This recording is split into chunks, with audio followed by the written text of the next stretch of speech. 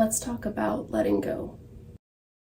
So I have written down some thoughts on letting go, and I would like to discuss them today while I put some flowers into some little jars that I got from Goodwill that I'm going to be cleaning off. And I just remembered I did not grab the cloth, so I'll be right back. So like I said, I wrote down some thoughts about the topic of letting go.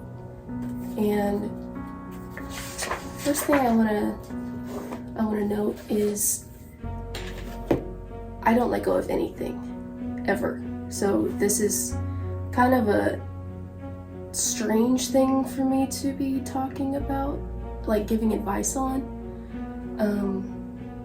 because I feel like when something happens to me, I just hold on to it forever, and it just is part of me at that point. When I was younger, I saved every little thing that held some kind of memory. I would save like postcards and plastic bracelets, confetti, napkins, cards. And at 21, I have at least a dozen memory boxes that I keep little mementos in, and I go through phases of holding on to the boxes and then wanting to like just burn them all. And part of that obviously is BPD and just that back and forth kind of mentality. I also go through these phases of holding on to one certain style, not because I wanted to just try it out or like just experiment. It's because I want that to be my entire being, because I saw someone else who displays that same kind of personality or that style, and they looked really pretty and they carried themselves really well. And then I'm like, oh, I would love to be viewed like this person is viewed through my perception. So obviously, I need to copy them, right? Which is not true at all. You're never going to be able to control people's perceptions of you, but I'll try anyways. Really, that's not a healthy mindset, and I'm working on it. I really am, and I think I'm doing better. But I would try so many different genres of personalities and styles and music, and to be honest, I enjoy a lot of them, if not all of them. But it's just always felt like I'm just copying someone else, trying to absorb their personality instead of finding my own identity for myself and where I fit in. Because I felt forever like I just never fit in anywhere. And at 21, I still feel like that. But I know there's a million other adults who feel the exact same way as I do, in completely different situations than I'm in. And I feel like I fit in when I remember that I don't fit in. Does that make sense? Like, I fit in with the people who don't fit in. And I'm not saying that like, oh, she's so different, because I'm not. There's probably a million other people who are just like me. But I'm saying I don't fit into a certain clique or grouping of people, I feel like. Because I'm not defined by one set personality trait or one set style. But one of the things with letting go, getting back on topic, so usually after I am done with a style or whatever, because I find someone else to absorb their personality or whatever, I will purge my closet. And I mean like get rid of everything that's not necessary or extremely sentimental.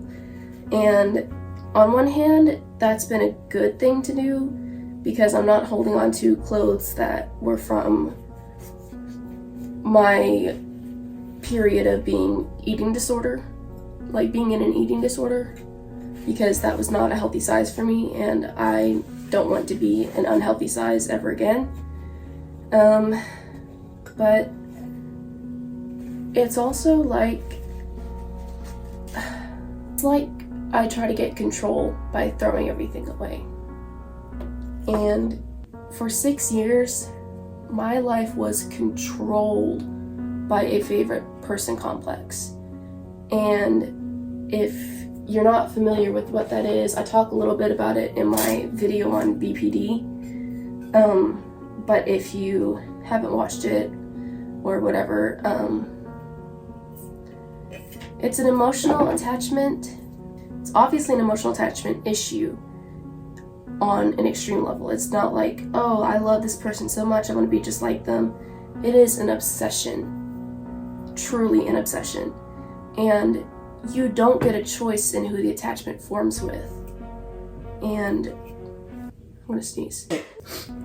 You don't get a choice with who the attachment is formed with. And it's like your whole life is wrapped around trying to get that validation from them. For me, the person my brain attached to was a very damaging person, and they dictated my entire emotional state, and they changed my concept of reality for 6 years. I've known about this issue for a long time and how it's affected me, but it honestly wasn't until super recently that I finally made like a breakthrough with it. Because obviously I knew for years it's like, this is not healthy, this is not helping me. But recently, this past month, I was actually telling my mom about it, and I was like, I formed this attachment and it's really been troubling me for years, and this is why I've been dealing with this and that, and realizing that like my psychosis is triggered because of this person and the emotional distress that I would experience with them. And after talking about it with my mom, with a safe person, it kind of just clicked. It's like, I don't have to be controlled by this person.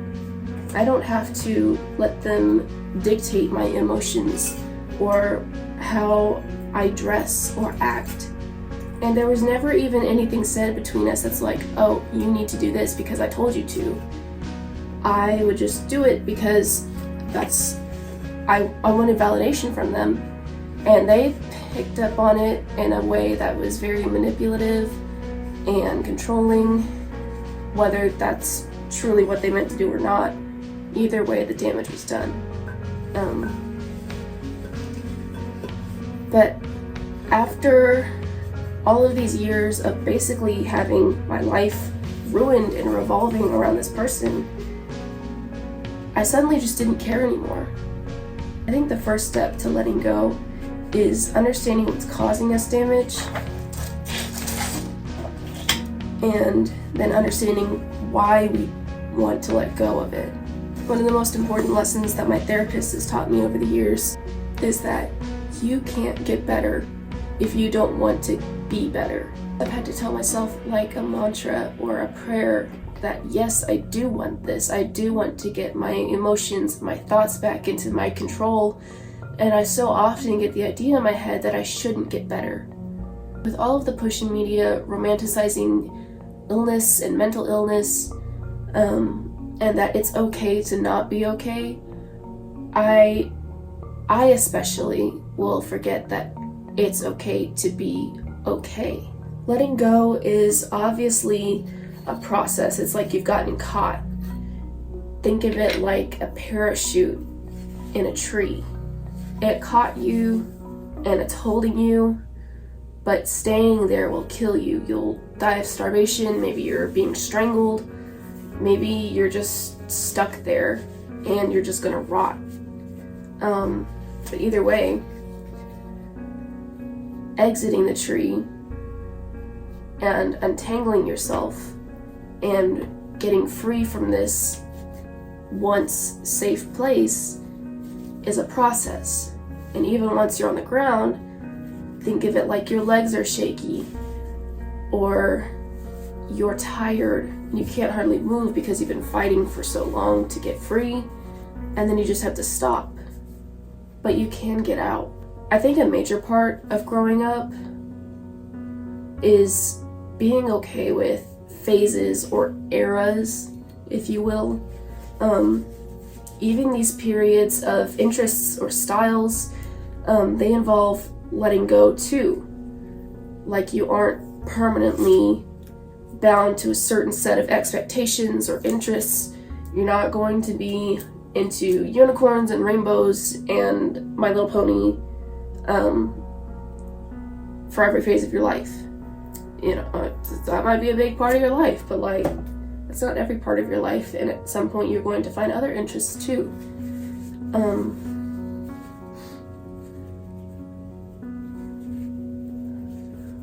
You aren't permanently bound to a certain set of expectations or interests.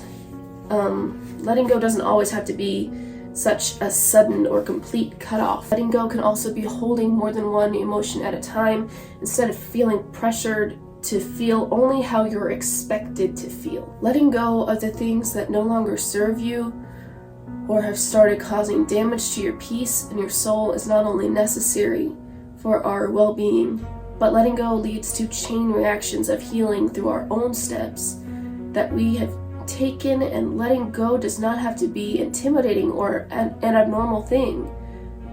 Letting go is natural and it's healthy.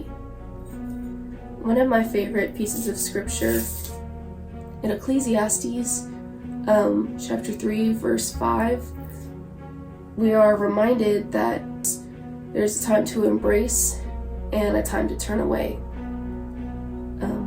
Regardless of your personal beliefs, letting go is, like I said, not a new concept, and it's often overlooked or exaggerated into something that is scary and something that is rare, and that you're just losing something by letting go. But letting go is so much more beautiful than that. Letting go makes so much space for letting in more good. I do believe that the first step to letting go is to simply realize where the hurt is, and then really spending time and effort understanding its roots. And this can take a lot of time. I didn't understand for years why I was so obsessed with needing to have validation from the person who harmed me more than anyone.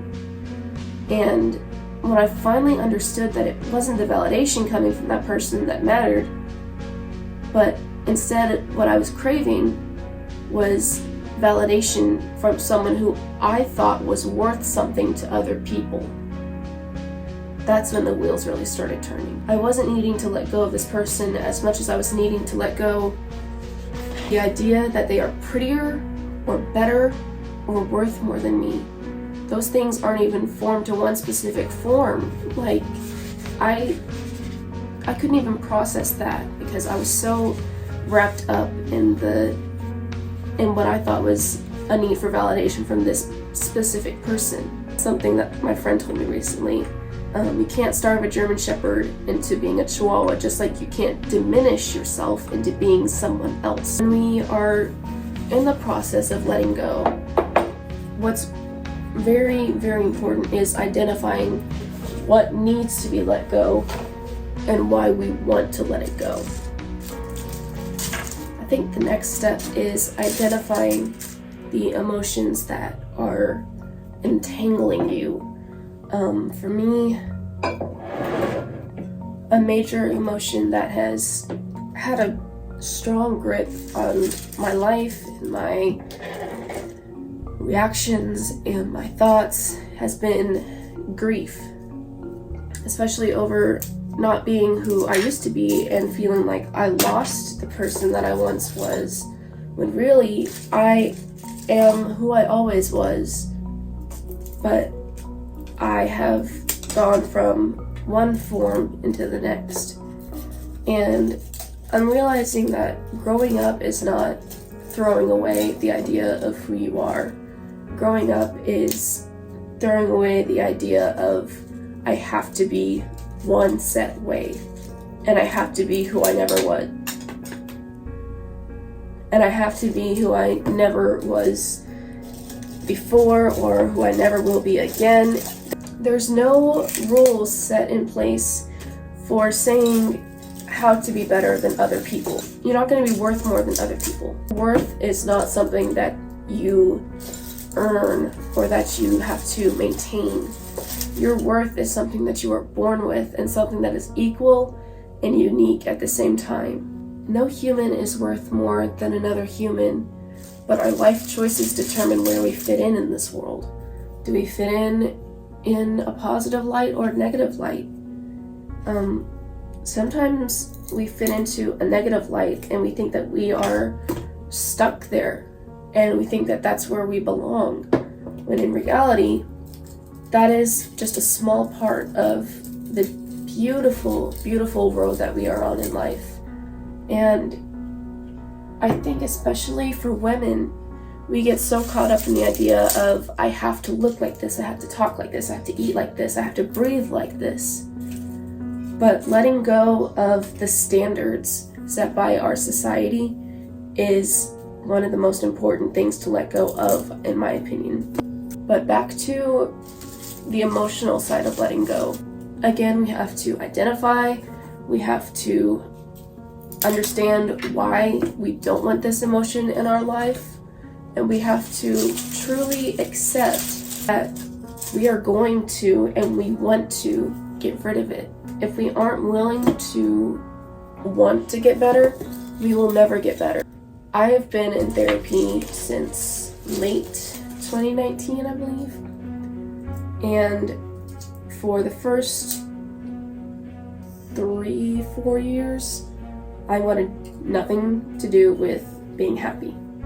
I wanted nothing to do with not being anorexic. I wanted nothing to do with not being miserable, basically, because I thought that that was not me. I thought that I was incapable of being happy. I thought that I was incapable of wanting to live, and I was very wrong. It took a life-threatening experience to understand that I wanted to live, and I wanted to let go of the idea that I had to be miserable to be alive. It's very deliberate, but it's also very kind of go with the flow kind of thing. And what I mean by that is not like, oh, I woke up today and I didn't feel like holding on to this, so I'm just gonna go with it, but tomorrow it might be different. To some degree, yes, but in reality, we have to work with how we feel. You can't go run a marathon if your leg is broken, just like you can't completely change your mental health state just because you said, I shouldn't feel like this. It takes work and it takes practice, and sometimes it takes medication. So when we're letting go, we have to want it. We have to really, truly want it. And it hurts to let go sometimes. Sometimes it hurts to hold on, but it hurts more to let go. And it's so crucial that we remember that when we're holding on to things that harm us, we are allowing harm to come into our loved ones' lives. Because when we harm ourselves, that harm trickles through to other aspects of our lives and onto other people and onto other people's emotions and other people's activities, because they worry about you or because they are affected by your negative mood and you snapped at them and lashed out, and now they feel bad about themselves and they feel bad for you, and it's just a big mess. And it could have been avoided if we had accepted that we need to let go of what's hurting us. Letting go is not selfish. Letting go is not a crime. You are allowed to let go of the things that no longer serve you. As I said in the beginning of this video, I have so many little memory boxes and little mementos that I've held on to for years and years and years and years, including some things from the person who I formed the favorite person attachment with. After holding on to notes that held lots of lies that damaged me, I threw them away. I didn't read them, I didn't look at them, I didn't even hesitate. I threw them away after 6 years of holding on to them because I thought that they had meaning to me. At one time, maybe they did, but whenever I threw them away, I wasn't thinking these are worthless to me. I was thinking, thank you for the time that you had in my life where you mattered to me. This person still matters to me, but I have set boundaries that protect my peace and protect my well-being. And while there are things that I wish I had not accepted from them, I'm grateful for the times that I had that were not miserable with them. And I'm grateful for the times that they built me up, whether it was genuine or not. It goes back to what I was saying earlier about there is a time for everything. A time to reap, and a time to sow, a time to laugh, and a time to mourn, a time to embrace, and a time to throw away. And there's a time, again, to throw away is to let go. You don't hold on to garbage because it smells, it pollutes, it does all this stuff that you don't want in your house. So why hold on to it? Why would you do that with your heart or your mental health? Why would you do that to the most important aspect of yourself? Why would you hold on to the things that damage you and that pollute your heart? Letting go can be a spiritual thing. It can be in Christianity. In Christianity, it can be something such as letting go of sinful habits or negative thoughts that, were not from God or not from angels or another entity that is sent from God.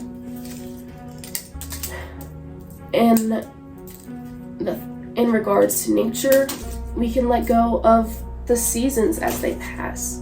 We can let go of the parts of ourselves as they change and as they develop. I think the whole idea of holding on comes from the idea of having nothing in your hands. You have to be okay with holding nothing, because then there's space to accept new things. If I spoke to my younger self and could say one thing, I really don't know what I would say, because everything has its place, everything has its time, but not everything is forever. Most things don't last forever, and that's okay. It can serve its time, it can serve its place in your life, and you don't have to harbor it for the rest of your days. You can release, you can let go, and you can find freedom in that. I think that there's a lot of freedom in letting go, because change can't happen without some kind of release and some kind of embracing. I believe to let go, you have to reflect and you have to spend time with yourself, understanding the issue and what you want to let go of, what you want to hold on to, and the emotions behind it. Because if you don't understand what you're doing, how are you going to do it? I didn't finish writing my thoughts on letting go because I actually had been writing it for a few nights, just off and on, as I could think of it. But letting go is such a huge, huge undertaking, And I feel like its importance gets overlooked because people think it's easy until they go to do it themselves. Sometimes letting go is as simple as clearing out old clothes that don't fit you and donating them. And sometimes letting go is a 6-year process that involves so much emotional ups and downs, and it's hard, you know? A lot of people who will come in and out of your life for just short periods of time, and sometimes it's hard to let go of them. People are in your life for a purpose and a time, and that purpose may not end up being equal to a permanent amount of time, and that's okay. It's such a special thing to let go, because it's like allowing your life to shift into the new and beautiful path that has been set out for us. And letting go is beautiful.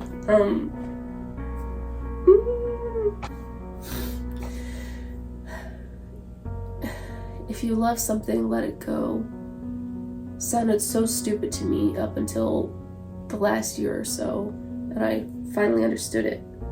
It's like, if you love your child, let them go and be adults. Give them guidance, but let them go and live their own lives. If you love to read, let go of one book so that you can read the next. If you love music, let go of one song so that you can hear the next. Piece after piece after piece, our life continues to evolve and move and change shape, and it's a beautiful thing. And I hope that I hope that some of this made sense. I just kind of rambled for like almost an hour. But thank you for spending some time with me as I cleaned and filled these little jars that I got. I'm in the process of changing my room, and that's another process of letting go, and it's been a lot. But thank you for watching.